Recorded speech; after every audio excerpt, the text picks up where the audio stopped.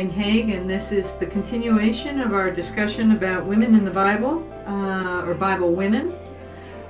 Today we are talking about Sarah and Hagar. We've just decided that pronounce her name Hagar. And I'd like to introduce you to Holly Williams, who is... So Holly, tell us a little bit about yourself. Okay, well, there's not too much to tell, but I'm Holly Williams. My husband Brian and I have been coming to St. Margaret's for a little over a year now. Only a year? Yeah. Wow, okay. Yeah. Yes, about last September. Didn't take you long to get involved, did it? No, okay, jump right in there. And so we moved from Fairfax, Virginia. And let's see, Brian's family lives around this area, so that kind of brought us here, that and our jobs. So, yeah. Okay, so since last September, what all have you done to be involved in St. Margaret's? That's the stunning thing. Well, this, and I'm on the grants committee. Mm-hmm. Completed our first year this past year, so I guess I'll be starting year 2. And I joined in on the coffee hour beginning of this year. It's been really fun. It's a nice way to meet people. And just getting my feet wet. And then Brian is our IT guy. So, yeah. He tries to be, yeah. Yeah. Right. Yeah. So, Sarah and Hagar, we were just talking about how soap opera-ish this is, and also how we learned a lot more about these characters than we learned in Sunday school. Right. That was like the last time I think I had really explored Sarah and Hagar. That's bad but true. So no, it shouldn't be. I knew the basis of the two characters, but this was definitely a different view than I remember. What surprised you? Let's start with Sarah. What surprised you about Sarah? Thinking now, hearing the whole story about how she had told her husband and pretty much, free will, go, have a child, conceive with Hagar. Hagar, I'm still working on that. All for the purpose of fulfilling God's plan and being selfless enough to do that is just something that blows my mind, honestly. Mm-hmm. I can't, there's so many things that I actually didn't like with how she treated Hagar. But I think that was just sort of my reminder of how, God's people aren't perfect. Clearly she had a huge purpose in God's plan, and but people aren't perfect, never were, still aren't, and so she was human like everyone else. And but that selflessness to fulfill what she knew was God's plan, even in realizing that maybe she's not at the center of it, maybe it didn't revolve around her or involve her at all, I thought was huge. And I'm not sure that I don't know that I would, I think I would fight that maybe a little more than she did, but she did it. No. It seemed quite easily, so I was surprised. Yeah, no, I agree with,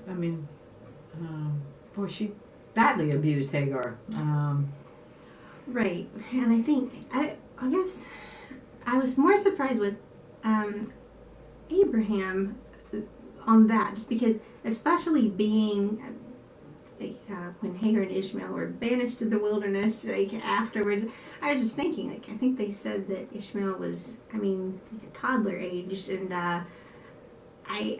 as his father, to banish, first of all, a mother of your child and your child, at that time to the wilderness, I thought was just about too much for me too. I thought that was different. I guess it was still something I can't fully understand, and I wasn't there, so maybe there was more to it than that, but it seemed quite cruel. Yeah, I think it's also interesting that according to the law at the time, that any child that Abraham and whatever woman had, if the woman was a slave, then that child belonged to Sarah and Abraham. Right. But Sarah couldn't even stand to see Ishmael, and so they both had to be sent away. Right. I mean, it clearly backfired. I mean, she had Isaac. She was saying, Ishmael won't inherit, for Isaac. And I thought, wow, if you really could consider Ishmael more your son, that maybe would soften your heart a little bit. But, Yeah. So, I don't know, there's a lot of it that the cruelty or the coldness sort of struck me. Although there were, endearing qualities for both women as well. So, Yeah, they both, as mothers, loved their sons. I agree. Abraham seems to be a pushover, considering he is kind of considered the father of at least three faiths: the Muslims, the Christians, and the Jews. Well, the Jews, the Muslims, the Jews, the Christians, and Muslims. I'll get the. Anyway, it's just kind of what a jerk. Granted, he followed God. Or a pushover. A pushover. Yeah, it's kind of like, oh, sure, I'll sleep with anybody. Another thing I didn't really think about, or that I guess I was reading and sort of felt like I was understanding for the first time, is the fact that I guess I always had assumed that Hagar willingly would want to bear the child of this leader, but then the book brings about, we don't really know that. Yeah. It's not like you really have a choice. And I also had to, I didn't realize how long it may have taken to conceive. I just never thought about that in my mind. And so the fact that perhaps this went on for years, we don't know. Maybe it was unwanted exactly, or not really consensual. I guess consensual is a gray area from the mistress-slave standpoint anyway. But I never thought about that before. Yeah.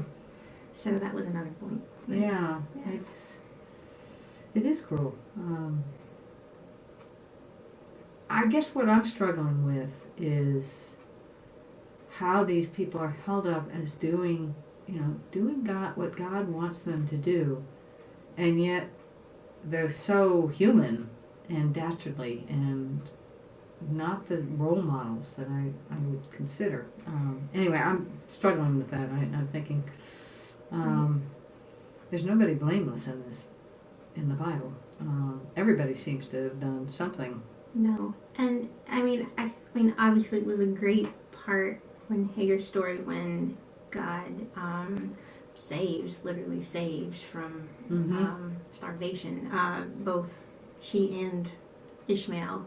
But there was this part of me that, I feel like if this were I don't know, some Hollywood filmmaker, they would have not only saved them but gone back and had revenge on Sarah. You know what I mean? For banishing them but no. In the end, everyone's fine, but it's not really they never reconcile. They never, really, they did nothing but bless Sarah. Yeah. So, it's different. Where's the revenge? But again, that's just, it was part of God's plan. So, something that I can't really understand, and maybe the human mind can't really wrap its head around in our culture. All right. Thank you very much. Thank you.